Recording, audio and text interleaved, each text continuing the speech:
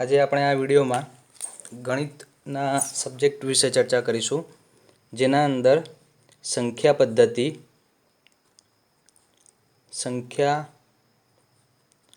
પદ્ધતિના ટોપિકનું કવરેજ કરીશું.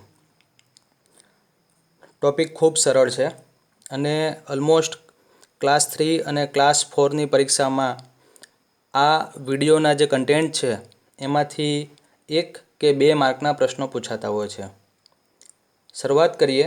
સંખ્યા પદ્ધતિના અંદર ટોપિક નંબર 1, પ્રાકૃતિક સંખ્યા,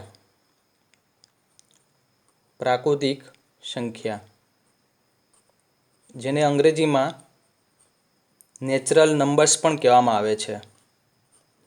NATURAL નંબર્સ,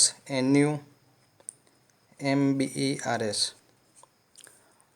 પ્રાકૃતિક સંખ્યા નેચરલ નંબર્સ કોને કહેવાય? તો ખૂબ સરળ છે. જેના વડે તમે ગણતરી કરી શકો. હંમેશા એક જ શબ્દ યાદ રાખવાનો આના અંદર, ગણતરી. કોઈ પણ વસ્તુની, કોઈ પણ પદાર્થની તમે ગણતરી કરી શકો, તેને પ્રાકૃતિક સંખ્યા કહેવામાં આવે છે. એક જ વર્ડ યાદ રાખવાનો છે, ગણતરી. ઉદાહરણ તરીકે, ટોપલીમાં કેટલા સફરજન છે? તો નોર્મલી 1, 2, 3, 4, 5 વગેરે. મિત્રો, આના અંદર યાદ રાખજો, પ્રાકૃતિક સંખ્યાના અંદર શૂન્યનો સમાવેશ થતો નથી. આ ખાસ યાદ રાખજો મિત્રો, શૂન્યનો સમાવેશ થતો નથી. હવે આપને ખ્યાલ આવી ગયો હશે કે પ્રાકૃતિક સંખ્યા કોને કહેવાય. તો પ્રાકૃતિક સંખ્યા કે જેના વડે તમે ગણતરી કરી શકો, વસ્તુઓની ગણતરી કરી શકો. વસ્તુ પદાર્થ પણ હોઈ શકે કે અન્ય કોઈ વસ્તુ પણ હોઈ શકે. એટલે કે 1, 2, 3, 4, 5 એ બધાને આપણે પ્રાકૃતિક સંખ્યાના અંદર સમાવેશ કરી શકીશું. હવે આપણે થતું હશે કે આમાંથી પરીક્ષામાં કેવો પ્રશ્ન પૂછી શકાય? તો પરીક્ષાના અંદર પ્રશ્ન થઈ શકે કે શૂન્ય શું એ પ્રાકૃતિક સંખ્યા છે અથવા તો નીચેનામાંથી કઈ સંખ્યા પ્રાકૃતિક સંખ્યા નથી? તો જવાબ આવશે શૂન્ય. મિત્રો, હવે બીજો પ્રશ્ન આમાંથી આપણે કાઉન્ટર ક્વેશ્ચન કરી શકીએ કે સૌથી નાની પ્રાકૃતિક સંખ્યા કઈ છે? અને નીચે ઓપ્શન્સ આપ્યા હોય 1, 2, 0 અને 3. સૌથી નાની પ્રાકૃતિક સંખ્યા કઈ છે?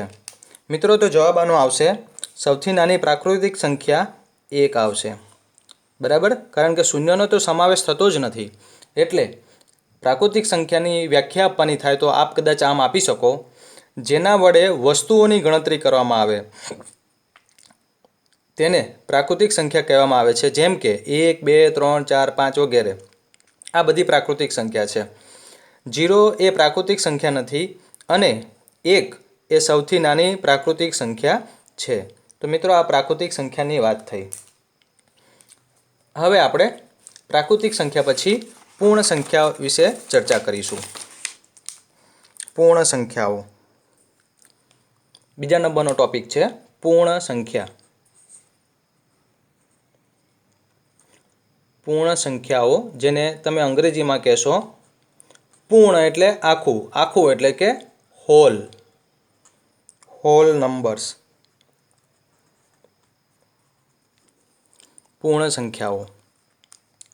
પૂર્ણ સંખ્યામાં નવું કંઈ જ નથી. હમણાં આપણે જે વસ્તુની ચર્ચા કરી કે પ્રાકૃતિક સંખ્યા, તો તમામ પ્રાકૃતિક સંખ્યા એટલે 1, 2, 3, 4, 5 વગેરે. બરાબર છે? અને તેમાં શૂન્યનો સમાવેશ કરવાનો. એટલે તમામ, શોર્ટમાં હું વાત કરું તો તમામ પ્રાકૃતિક સંખ્યાઓ અને શૂન્ય. આટલી વસ્તુ તમે યાદ રાખો એટલે પૂર્ણ સંખ્યા નો ટોપિક કમ્પ્લીટ થાય. પૂર્ણ સંખ્યા કોને કહેવામાં આવે? તો તમામ પ્રાકૃતિક સંખ્યા એટલે કે 1, 2, 3, 4, 5 વગેરે. અને આપણે શું બીજું એડ કરવાનું છે? શૂન્ય. તો 0, 1, 2, 3, 4, 5 વગેરે પૂર્ણ સંખ્યાઓ કહેવામાં આવે છે. હવે પ્રશ્ન આમાંથી કેવી રીતના બની શકે? સૌથી નાની પૂર્ણ સંખ્યા કઈ કહેવાય? સૌથી નાની પૂર્ણ સંખ્યા કઈ કહેવાય? મિત્રો, તમે જ્યારે વિડીયો સાંભળતા હો, જોતા હોય ત્યારે જે કંઈ પણ પ્રશ્નની ચર્ચા થાય ત્યારે તમને મગજના અંદર તેના જવાબનો ખ્યાલ આવી જવો જોઈએ. જવાબ આવશે 0. સૌથી નાની પૂર્ણ સંખ્યા 0 છે, જ્યારે સૌથી નાની પ્રાકૃતિક સંખ્યા એ 1 થશે. બરાબર છે? હવે એના પછી આપણે ત્રીજા ટોપિકની વાત કરીશું, પૂર્ણાંક સંખ્યાઓ. ત્રીજો ટોપિક છે આપણો પૂર્ણાંક સંખ્યાઓ. પૂર્ણાંક સંખ્યાઓ જેને અંગ્રેજીમાં ઇન્ટીજર નંબર્સ કહેવામાં આવે છે. ઇન્ટીજર નંબર્સ અથવા તો નંબર. પૂર્ણાંક સંખ્યાઓ. પૂર્ણાંક સંખ્યાઓ તમે કોને કહેશો?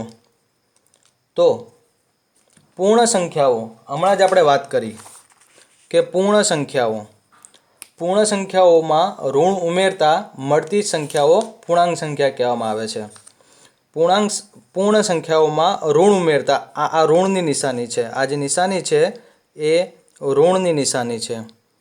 પૂર્ણ સંખ્યાઓમાં ઋણ ઉમેરતા જે સંખ્યા મળે છે એને આપણે શું કહીશું? પૂર્ણાંક સંખ્યાઓ.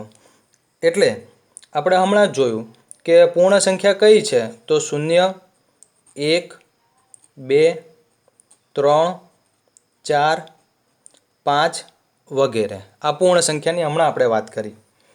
હવે આમાં આપણને હાલ આપણે વાત કરીએ પ્રમાણે પૂર્ણાંક સંખ્યાઓ કોને કહેવાય? તો પૂર્ણ સંખ્યા એટલે કે આ પૂર્ણ સંખ્યા, એમાં શું ઉમેરવાનું છે? ઋણ સંખ્યા એટલે કે -1, -2 વગેરે વગેરે. એટલે -3, -4, -5 એ બધું જ આવી જાય. તો એને આપણે શું કહીશું? પૂર્ણાંક સંખ્યાઓ. એટલે પૂર્ણાંક સંખ્યાની અંદર શું આવી શકે? તો મિત્રો, આની અંદર 3 વસ્તુ ધ્યાન રાખવાની થાય છે આપને કે ભાઈ ધન પૂર્ણાંક સંખ્યાઓ એમ પૂછ્યું હોય તો જવાબ આવશે 1, 2, 3, 4, 5 વગેરે. બીજી વસ્તુ કઈ થાય? તો ઋણ પૂર્ણાંક સંખ્યાઓ જણાવો. તો એના અંદર તમે લખી શકશો -1, -2, -3, -4, -5 વગેરે. મિત્રો, તમને કદાચ થતું હશે તો આના અંદર શૂન્યનું શું અસ્તિત્વ હશે? તો અથવા તો શૂન્ય વિશે શું કહેવું થાય છે? તો મિત્રો યાદ રાખજો, શૂન્ય જે છે એ ધન પૂર્ણાંક પણ નથી કે એ ઋણ પૂર્ણાંક પણ નથી. મિત્રો એ ખાસ યાદ રાખજો, ઋણ પૂર્ણાંક પણ નથી. એટલે પરીક્ષામાં કદાચ પૂછાય કે નીચેનામાંથી કયું ધન પૂર્ણાંક છે કે ઋણ પૂર્ણાંક છે, તો તમારે આ 3 વસ્તુ ખ્યાલ હોય તો તમે એનો આસાનીથી જવાબ આપી શકો. રાઈટ? હવે આપણે આગળ વધીએ. પૂર્ણાંક સંખ્યાઓ પછીનો ટોપિક આપણે લઈશું એ હશે આપણી બેકી સંખ્યાઓ. તો એના પછીનો ટોપિક થાય છે બેકી સંખ્યાઓ. આઈ થિંક આપણે 4થા નંબરનો ટોપિક આવ્યા છીએ. મિત્રો, વિડીયો પસંદ પડતો હોય, અમારી ટેકનિક ગમતી હોય તો વિડીયોને, અમારી ટેકનિકને જરૂરથી લાઈક કરવા વિનંતી. બેકી સંખ્યાઓ જેને આપણે ઇવન નંબર્સ પણ કહીએ છીએ. ખૂબ સરળ છે અને કદાચ આપને આવડતું પણ હશે. ઇવન નંબર્સ કોને કહેવામાં આવે? તો ઇવન નંબર્સના અંદર કોઈપણ સંખ્યાને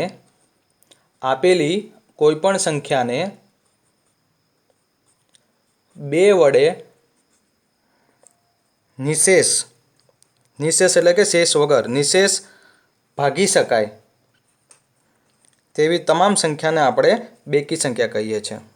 તો અહીં કીધું છે કોઈ પણ સંખ્યા. ઉદાહરણ તરીકે કોઈ પણ સંખ્યા છે 18. એને કેટલા વડે ભાગવાની છે? તો 2 વડે ભાગવાની છે.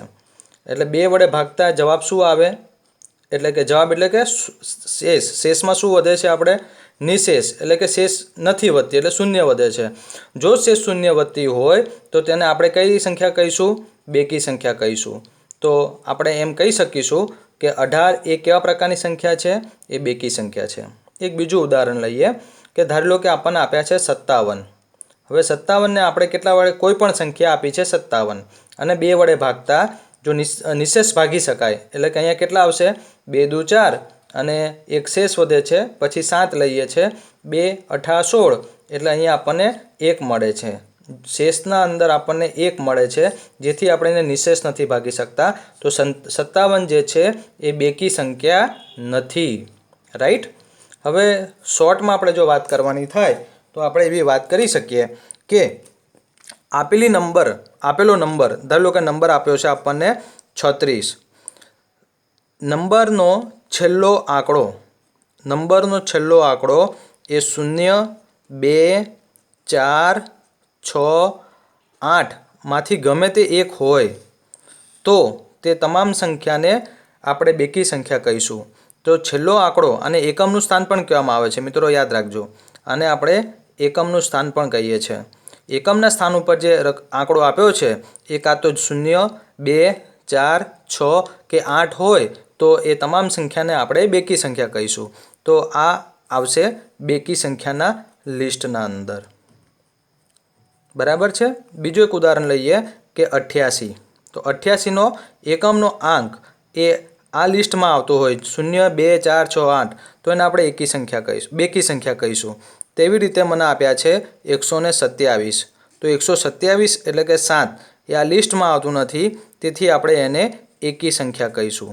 બરાબર છે. તો તમારે એટલું જ ચેક કરવાનું છે બેકી સંખ્યા કોને કહેવાય કે એકમનો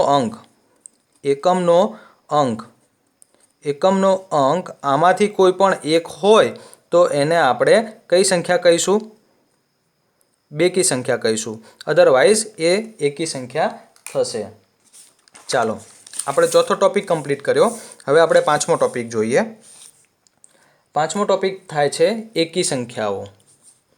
જે રીતે બેકી સંખ્યા છે તેવી રીતે એકી સંખ્યાઓ, અને એને અંગ્રેજીમાં આપણે ઓડ નંબર પણ કહીએ છીએ. Odd numbers. તેમાં શું હશે? તો આપેલી કોઈપણ સંખ્યાને 2 વડે નિશેષ ભાગી ન શકાય તેવી તમામ સંખ્યાને આપણે એકી સંખ્યા કહીએ છીએ. મિત્રો આગલી ડેફિનેશન અને આ ડેફિનેશનમાં ખાલી નોનો જ તફાવત પડે છે. બરાબર. તો એના ઉદાહરણ જોઈએ અને શોર્ટમાં સમજવાની વાત કરીએ તો શું કરીશું આપણે કે 1 3 5 7 અને 9 એક લિસ્ટ બનાવી દીધું. હવે એકી સંખ્યા તમે કોને કહેશો? તો ઉદાહરણ તરીકે એક 19 આપ્યા છે, એક 537 આપ્યા છે, એક 8431 આપ્યા છે અને એક 2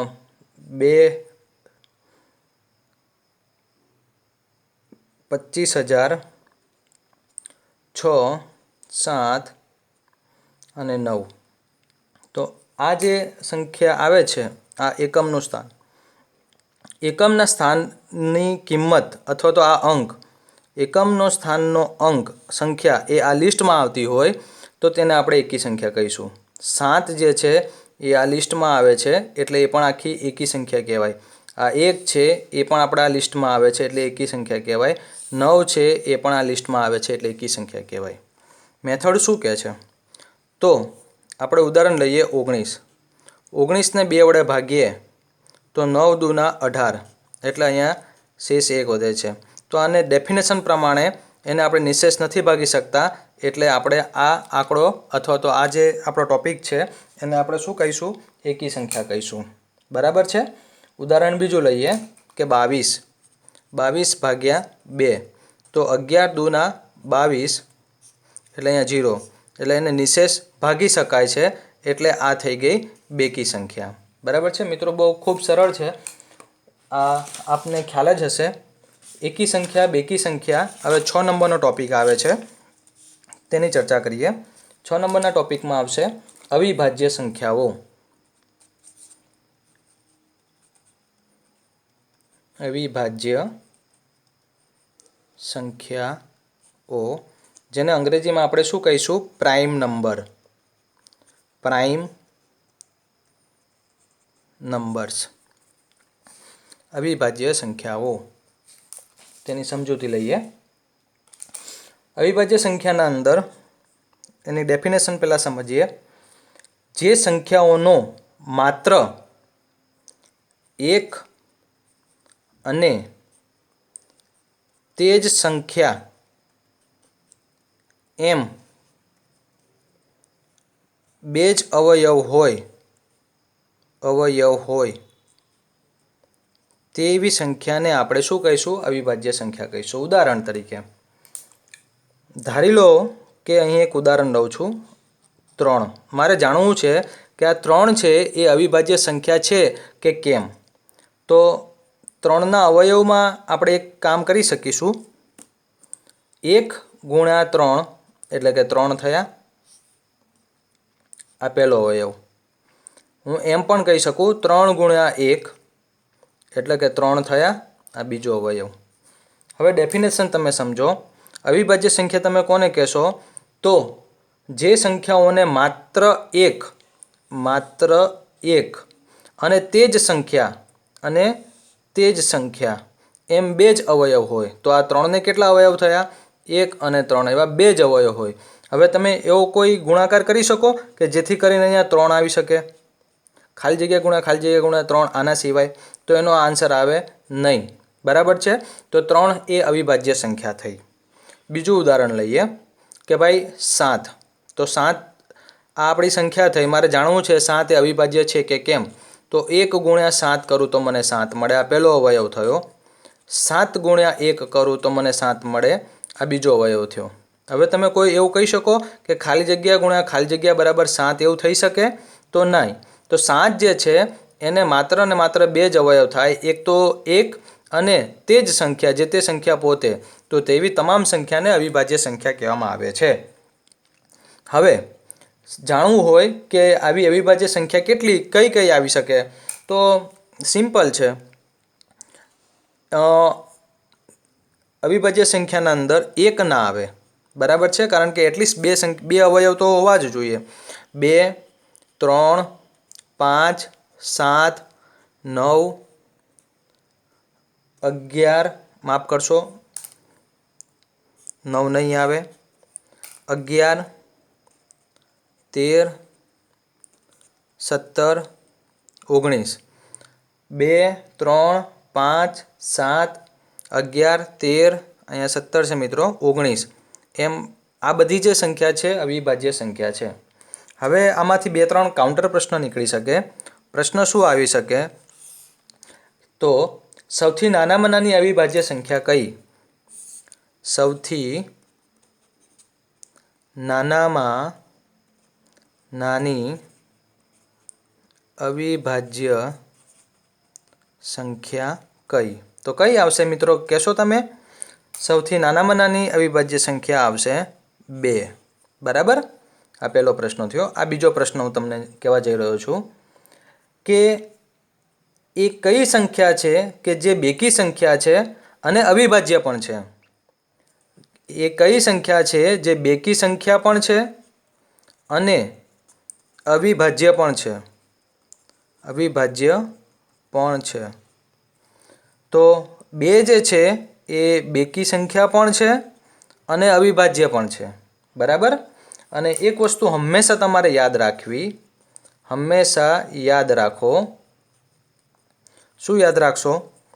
તો 1 થી 100 પરીક્ષામાં પૂછાય કે 1 થી 100 ની વચ્ચે કુલ કેટલી અવિભાજ્ય સંખ્યાઓ આવે છે? તો જવાબ એનો શું આવશે? 25. મિત્રો હંમેશા યાદ રાખજો, 1 થી 100 ની વચ્ચે 25 અવિભાજ્ય સંખ્યા આવે છે એ હંમેશા આપણે યાદ જ રાખવાનું, તૈયાર જ કરી નાખવાનું કે 1 થી 100 ની વચ્ચે 25 જ અવિભાજ્ય સંખ્યા આવે. એના પછી પરીક્ષામાં ગણવા જશો તો ટાઈમ બગડશે, એટલે એની ગણતરી નહીં કરવાની, પણ એને હંમેશા તમારે યાદ રાખવું. ત્યારબાદ મિત્રો આપણે 7મો ટોપિક આવ્યા. ટોટલ આપણે 12 ટોપિક છે. હવે વિભાજ્ય સંખ્યાઓ. વિભાજ્ય સંખ્યાઓ. વિભાજ્ય સંખ્યા તમે કોને કહેશો? તો જે સંખ્યાને એક, જે તે સંખ્યા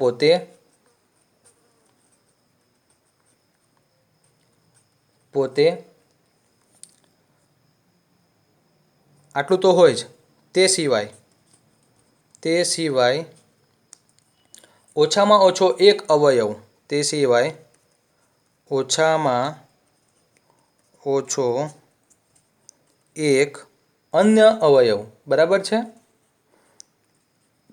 તો તે દરેક સંખ્યાને વિભાજ્ય સંખ્યા કહીશું. મિત્રો આના અંદર મેં 3 વસ્તુ લીધી કે એવી સંખ્યા જેને એક અવયવ તરીકે હોય, એકડ એક, પછી જે તે સંખ્યા પોતે, અને એ સિવાયની બીજો એક અવયવ હોય. એટલે કે 1, 2 અને 3 રિક્વાયરમેન્ટ થવી જોઈએ. આ requirement number 1, requirement number 2, requirement number 3. ઉદાહરણ લઈશું એટલે તમને ખ્યાલ આવી જશે. તો આપણે અહીંયા લઈએ કે ભાઈ 18. એક નાનું ઉદાહરણ લઈએ જેથી વધારે ખ્યાલ આવે. 6. મારે જાણવું છે કે આ 6 જે છે એ અવિભાજ્ય છે કે વિભાજ્ય છે? અવિભાજ્ય છે કે વિભાજ્ય છે? તો હવે અહીંયા આપણે આ બધો ખેલ અવયવ ઉપર છે. તો 6ના અવયવ કયા થાય? તો 1 ગુણ્યા 6 બરાબર 6 થાય, એટલે કે આ 1. પછી હું એમ કહી શકું મિત્રો, 6 એનું રિવર્સ કરી જ નાખવાનું, જે તે સંખ્યા પોતે, બરાબર છે? તો પણ 6 થાય. એટલે આ 1 તો આવી ગયો, પહેલી રિક્વાયરમેન્ટ ફૂલફિલ થઈ ગઈ. પછી જે તે સંખ્યા પોતે, તો સંખ્યા 6 છે એ પોતે, બરાબર છે? એટલે એ રિક્વાયરમેન્ટ ફૂલ થઈ ગઈ. એટલે આ 2 વસ્તુ ફૂલફિલ થઈ ગઈ છે. હવે એ સિવાય બીજો ઓછામાં ઓછો એક અવયવ હોવો જોઈએ. એટલે તેથી વધુ તો હોઈ શકે, પણ ઓછામાં ઓછો બીજો એક અવયવ તો હોવો જ જોઈએ. તો મિત્રો હું એમ કહી શકું કે 2 ગુણ્યા 3 કરું તો મને 6 મળે. એટલે હવે આ 6ના અવયવમાં શું આવે? તો 1 આવે, 6 આવે, આ 2 આવે. પછી મિત્રો એમ કહી શકું 3 ગુણ્યા 2 કરું તો 6 આવે. એટલે કે આ બીજા આ રીતે આવે. એટલે 1, 2, 3, 6. તો આના અવયવ કેટલા થયા? તો 1, 2, 3, 4. તો ટોટલ એના 4 અવયવ થયા, બરાબર છે? તો 6 જે છે એ અવિભાજ્ય સંખ્યા ના આવતા એ હવે વિભાજ્ય સંખ્યા કહેવાશે. કારણ કે એ 6 ના અવયવોના અંદર 1 આવે છે, 6 પોતે સંખ્યામાં પોતે આવે છે, તે સિવાય એને અન્ય 2 અવયવ મળે છે, 2 અને 3. તો આપણે એને વિભાજ્ય સંખ્યા કહીશું.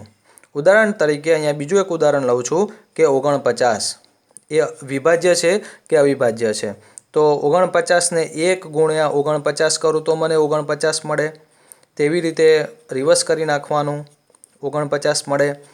7 ગુણ્યા 7 એટલે 49 મળે, બરાબર છે? મારે તો અહીંયા 3 રિક્વાયરમેન્ટ ફૂલફિલ થવી જોઈએ, 1, 2, 3, બરાબર છે? આ 1, આ 2 જે તે સંખ્યા પોતે, અને આ 3. એટલે મારે હવે આગળ વિચારવાનું જ નહીં. એટલે આ 49 જે છે એ વિભાજ્ય સંખ્યા થશે. રાઈટ મિત્રો, અમારો આ વિડીયો ગમતો હોય તો તેને શેર અને લાઈક કરવા વિનંતી. હવે આગળના ટોપિક તરફ જઈએ. આગળનો ટોપિક આવે છે સંખ્યાઓનું નિરપેક્ષ મૂલ્ય.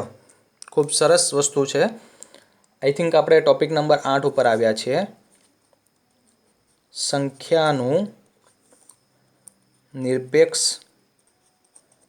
મૂલ્ય, બરાબર? આઈ કેન ગેટ જોબ તમે યુટ્યુબમાં સર્ચ કરાવજો એટલે અમારા બધા જ વિડીયોની તમને યાદી જોવા મળશે. સંખ્યાનું નિરપેક્ષ મૂલ્ય. હવે સંખ્યાનું નિરપેક્ષ મૂલ્ય કોને કહેશો, શું છે એ સમજીએ. કોઈપણ સંખ્યાના ચિહ્નને ધ્યાનમાં લીધા વિના, કોઈપણ સંખ્યાના ચિહ્નને ધ્યાનમાં લીધા સિવાય સંખ્યાના આંકડાકીય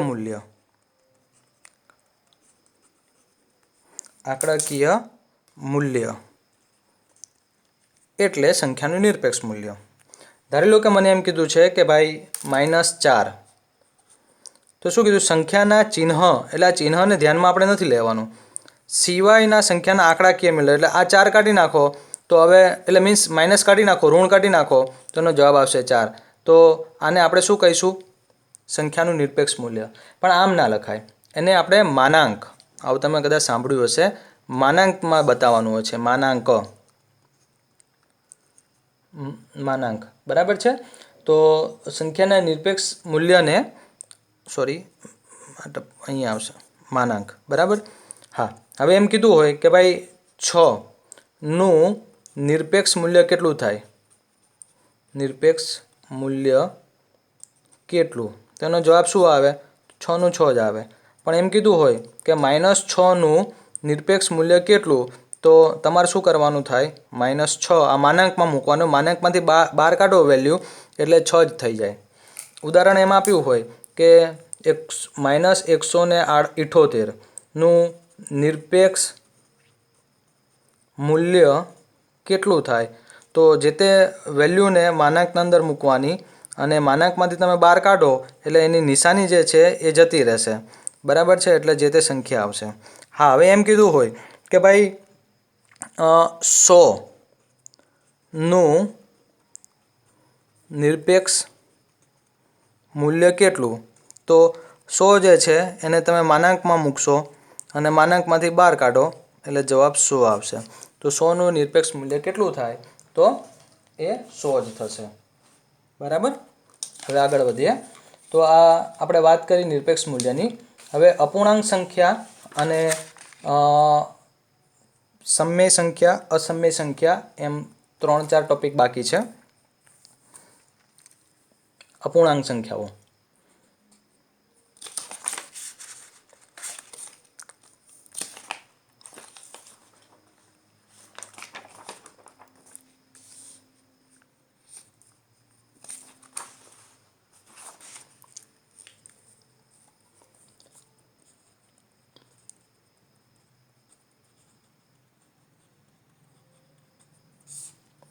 અપૂર્ણાંક સંખ્યાઓ.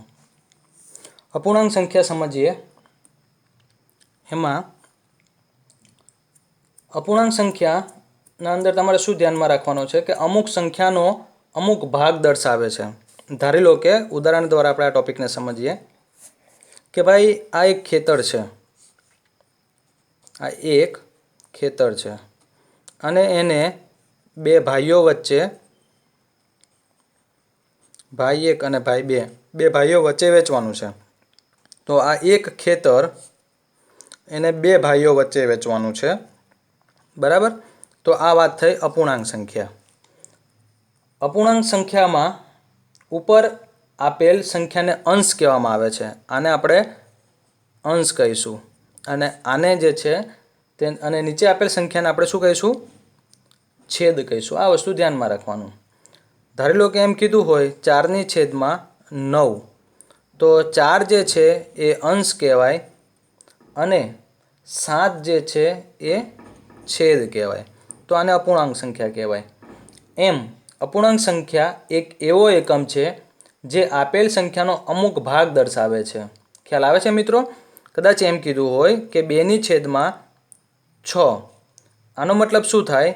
2નો છઠ્ઠો ભાગ, 2નો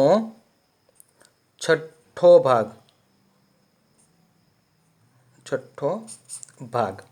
બરાબર. ત્યારબાદ સમય સંખ્યા અને અસમય સંખ્યા. ત્યારબાદ આઈ થિંક પોઈન્ટ નંબર 10, સમય સંખ્યાઓ અને અસમય સંખ્યાઓ. એ આપણો 11મા નંબરનો ટોપિક આવશે. અસમય. ચાલો એ પછીના કાગળમાં લઈ લઈએ. હવે સમય સંખ્યા કોને કહેશો મિત્રો? ખૂબ અગત્યનો ટોપિક આપણે જોઈ રહ્યા છે. હવે આની અંદર એક તમારે સૂત્ર યાદ રાખવાનું. સૂત્ર ઇઝી જ છે. પી ક્યુ, બરાબર. પણ આ જે ક્યુ છે એની વેલ્યુ કદાપી 0 ના હોવી જોઈએ. એટલે કે દરેક પૂર્ણ સંખ્યાઓ આવી શકે, બરાબર છે. પીના અંદર દરેક પૂર્ણ સંખ્યા આવી શકે, ક્યુના અંદર દરેક પૂર્ણ સંખ્યા આવી શકે, સિવાય કે શૂન્ય, બરાબર છે. એટલે એક પૂર્ણ સંખ્યાને શૂન્ય સિવાયની બીજી પૂર્ણ સંખ્યા વડે ભાગતા જે સંક્ષિપ્ત રૂપ મળે છે, મિત્રો યાદ રાખજો આ શબ્દ, જે સંક્ષિપ્ત રૂપ મળે છે તેવી સંખ્યાઓને આપણે સમય સંખ્યાઓ કહીએ છીએ. કદાચ હું એમ પણ કહી શકું કે સંખ્યાને પી ભાગ્યા ક્યુ, જ્યાં ક્યુની વેલ્યુ કદાપી 0 ના હોઈ શકે, સ્વરૂપમાં લખી શકાય તે સંખ્યાને સમય સંખ્યા કહે છે. જેમ કે આ 1 એ સમય સંખ્યા છે, 2 એ પણ સમય સંખ્યા છે, 3, 4 એ પણ સમય સંખ્યા છે. મિત્રો હું એમ કહું કે ભાઈ હવે તમને એમ થાય કે 1, 2, 3, 4 એ કેવી રીતના સમય સંખ્યા હશે? તો ઉદાહરણ તરીકે પીની વેલ્યુ જે છે હું 1 રાખું છું અને ક્યુની વેલ્યુ પણ હું અહીંયા 1 રાખું છું, તો જવાબ શું મળે છે? 1 મળે છે. તેથી 1 એ સમય સંખ્યા થઈ. મિત્રો હું એમ કહી શકું કે પીની વેલ્યુ હું 4 રાખું છું અને ક્યુની વેલ્યુ હું 2 રાખું છું, બરાબર છે. તો 4 ભાગ્યા 2 બરાબર કેટલા થાય? તો 2. તો 2 સમય સંખ્યા છે. મિત્રો હવે આના માટે મારે તમને ઉદાહરણ આપવાની કદાચ જરૂર નહીં પડે, બરાબર. હવે આપણે બીજા 1-2 ઉદાહરણ જોઈ લઈએ. 1/2 શું આ સમય સંખ્યા છે? તો જવાબ આવશે હા, બરાબર છે. કેમ? કારણ કે તેનું સંક્ષિપ્ત રૂપ, હમણાં જ આપણે વાત કરી, સંક્ષિપ્ત રૂપ, બરાબર, 0.5, તેથી આગળ નથી, નિશ્ચિત એનો અંત આવે છે. તેવી રીતે 2/5, તો 2/5 કરશો તો 0. કેટલા આવશે? 4 આવશે, 0.4. 5 ચોક 20, વધી પડી 2 એટલે 2, બરાબર છે. એટલે એક્ઝેક્ટ તમને કોઈ અમાઉન્ટ મળી શકતી હોય, કોઈ સંખ્યા મળી શકતી હોય તો તેને સમય સંખ્યા કહે છે. હવે સમય સંખ્યાના અંદર એક વસ્તુ તમારે ધ્યાન રાખવાની છે. સમય સંખ્યાના અંદર ધન સમય સંખ્યા, ઋણ સમય સંખ્યા અને શૂન્ય સમય સંખ્યા પણ હોઈ શકે, બરાબર છે. એટલે આના અંદર ધન સમય પણ આવી શકે, ઋણ સમય સંખ્યા પણ આવી શકે અને શૂન્ય સમય સંખ્યા પણ આવી શકે. શૂન્ય સમય સંખ્યા, રાઈટ. આ ખાસ યાદ રાખજો. બીજું આમાં એક ખાસ એ ધ્યાન રાખવાનું છે કે આને આપણે સંખ્યા રેખા ઉપર પણ દર્શાવી શકીએ છીએ. સંખ્યા રેખા હવે શું છે તમને સમજાવું. સંખ્યા રેખા, સમય સંખ્યા હોય એને આપણે સંખ્યા રેખા ઉપર દર્શાવી શકીએ. સંખ્યા રેખા, મિત્રો તમે કદાચ આવું જોયું હશે. આને આપણે 0 આવું આપણે બનાવ્યું છે, 1, 2, 3 વગેરે, -1, -2, -3 અને પછી વગેરે. તો સમય સંખ્યાને તમે આના ઉપર દર્શાવી શકો. ઉદાહરણ તરીકે અહીંયા આપણે એક્ઝામ્પલ લીધા હતા. કયા એક્ઝામ્પલ લીધા હતા? 1, 2, 3, 4. તો હવે હું એમ બતાવી શકું, આ 1, આ 2, આ 3, પછી અહીંયા 4 હોય તો આ 4. તેવી જ રીતે અહીં આપણે બીજા એક્ઝામ્પલ લીધા હતા 0.5, 0.4. તો 0.5 એટલે કદાચ આ 0.5 બતાવતું હશે, આ 0.4 બતાવતું હશે. એટલે દરેક સમય સંખ્યાને આપણે સંખ્યા રેખા ઉપર બતાવી શકીએ છીએ, બરાબર. અને મિત્રો હવે આજનો છેલ્લો ટોપિક આપણે કવર કરીએ છીએ, એ છે અસમય સંખ્યા. પોઈન્ટ નંબર 11, અસમય સંખ્યાઓ. મિત્રો અમારો આ પ્રયાસ આપને ગમતો હોય તો જરૂરથી આ વિડીયોને શેર અને લાઈક કરવા વિનંતી છે. હવે અસમય સંખ્યાના અંદર એ જ વસ્તુ આવે છે, પી ભાગ્યા ક્યુ, જ્યાં ક્યુ છે એ કદાપી પણ 0 ના હોઈ શકે. આનો મતલબ શું થાય? તો નથી એવો થાય, ન હોઈ શકે, બરાબર છે. જે સંખ્યાઓને પી ભાગ્યા ક્યુના સ્વરૂપમાં લખી ન શકાય તેવી સંખ્યાને આપણે અસમય સંખ્યા કહીએ છીએ, જ્યાં ક્યુની વેલ્યુ કદાપી 0 ના હોઈ શકે. કદાચ હું એમ પણ કહી શકું, એક સંખ્યાને બીજી સંખ્યા વડે ભાગતા જેનો કોઈ અંત જ ના આવતો હોય, એ સંખ્યા પાછળ લાંબી થતી જ જતી હોય, ક્યારે એનો અંત જ ના આવતો હોય. ઉદાહરણ તરીકે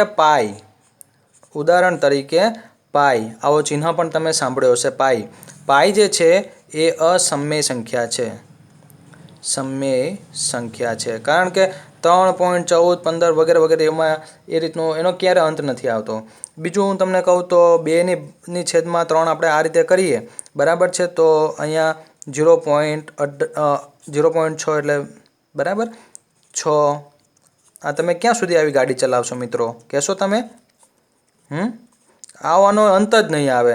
તો આ 2 જે છે એ આપણો P થયો, P ભાગ્યા Q, એટલે આ 2 અને Q 3. તો આ 2/3 એ કઈ સંખ્યા થઈ? અસમય સંખ્યા થઈ. મિત્રો બીજું એક ઉદાહરણ આપું. 1/3 P બરાબર 1 લીધા, Q બરાબર આપણે 3 લીધા. હવે 1/3 કરો ને મિત્રો, કેટલો જવાબ આવે છે? 0 3 તારી 9 1 3 તારી 9 1 3 તારી 9 1 બરાબર છે. તો 0.33333 એવું ચાલે જ રાખશે બરાબર છે. એટલે પાછળ જેનો અંત ના આવતો હોય. મિત્રો ફરીથી આની વ્યાખ્યા બોલું છું કે એક સંખ્યાને P સંખ્યાને Q વડે ભાગતા, જ્યાં Qની વેલ્યુ ક્યારેય પણ 0 ના હોઈ શકે, ધ્યાન રાખજો. એક સંખ્યાને બીજી સંખ્યા વડે ભાગતા જેનો કોઈ અંત આવતો નથી તેવી સંખ્યાઓને અસમય સંખ્યાઓ કહે છે. અને મિત્રો હજુ એક નાનકડો ટોપિક બાકી રહી ગયો છે, જેને લઈ લઉં છું. ટોપિક નંબર 12 શું આવે છે? વાસ્તવિક સંખ્યાઓ. વાસ્તવિક સંખ્યાઓ તમે કોને કહેશો? તો સમય અને અસમય સંખ્યાઓને સંયુક્ત રૂપે આપણે વાસ્તવિક સંખ્યા કહીએ છીએ. એની ડેફિનેશન લખીને આપણે કમ્પ્લીટ કરીએ છીએ. સમય અને અસમય સંખ્યાઓને સંયુક્ત રૂપે વાસ્તવિક સંખ્યાઓ તરીકે ઓળખાય છે. જો મિત્રો આપને અમારા વિડીયો પસંદ પડતા હોય તો જરૂરથી શેર અને લાઇક કરવા વિનંતી. મિત્રો યુટ્યુબના અંદર I can get job search કરજો. ત્યારબાદ તમને કાં તો આવો સિમ્બોલ દેખાશે, કાં તો આવો કંઈક સિમ્બોલ દેખાશે. આવો જ્યાં સિમ્બોલ દેખાય છે ત્યાં એના ઉપર ક્લિક કરીને સબસ્ક્રાઈબ બટન ઉપર તમે સબસ્ક્રાઈબ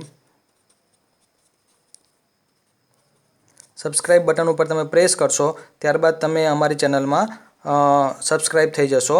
ત્યારબાદ અમે જે કંઈ પણ નવા વિડીયો અપલોડ કરીએ છીએ એની માહિતી આપને આપના મોબાઈલના અંદર અને આપના લેપટોપ્સના અંદર નોટિફિકેશનના સ્વરૂપના અંદર મળતી રહેશે. મિત્રો આ વિડીયો જોવા બદલ આભાર. ધન્યવાદ.